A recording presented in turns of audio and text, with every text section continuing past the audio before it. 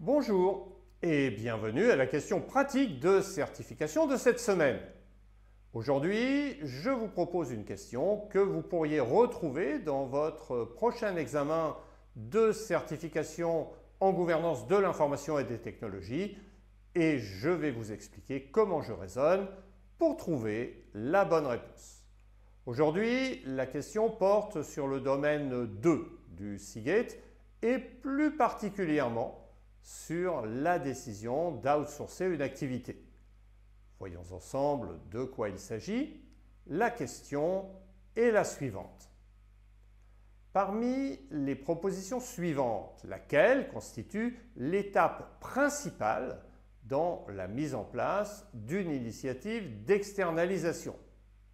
Premièrement, effectuer une revue préalable de due diligence des fournisseurs de services potentiels. Deuxièmement, déterminer les activités principales qui apportent un bénéfice à l'entreprise.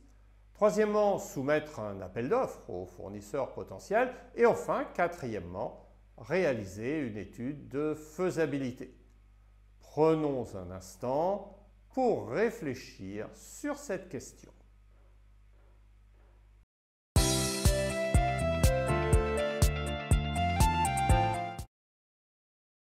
Réponse 1.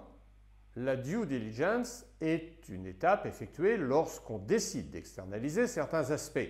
L'entreprise doit faire preuve d'une diligence raisonnable pour comprendre, quantifier et qualifier ses besoins d'externalisation et ses fournisseurs de services potentiels afin de garantir l'adéquation de son objectif, sa fiabilité, ses ressources, etc.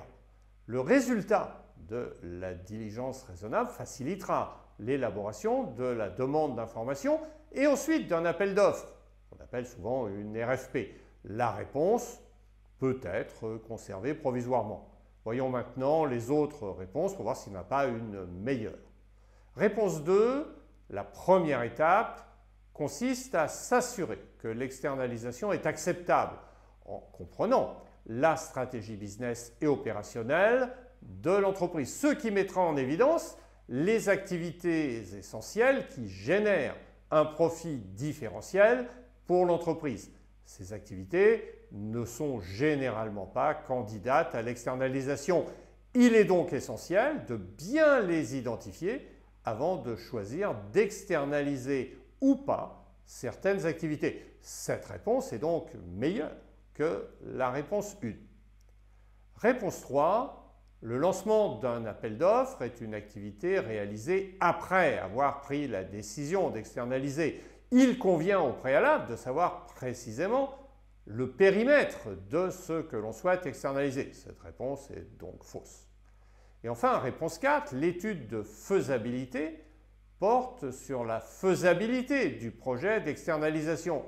Mais pour déterminer si le projet est faisable ou pas, il faut savoir au préalable sur quoi porte ce projet. Donc cette réponse est également fausse. Et par conséquent, la meilleure réponse reste bien la réponse 2. Si vous avez trouvé cette question utile, n'hésitez pas à cliquer sur le bouton like et à nous laisser un commentaire. Vous pouvez également vous abonner à notre chaîne pour plus de contenu sur l'audit, la gouvernance, la gestion des risques et la cybersécurité. N'hésitez pas également à visiter notre site web dta4pro.fr où vous trouverez de nombreuses ressources complémentaires pour vous aider à réussir votre prochain examen de certification. Pour ma part, je vous donne rendez-vous mardi prochain pour une nouvelle question de la semaine. D'ici là, passez une bonne semaine et à très bientôt.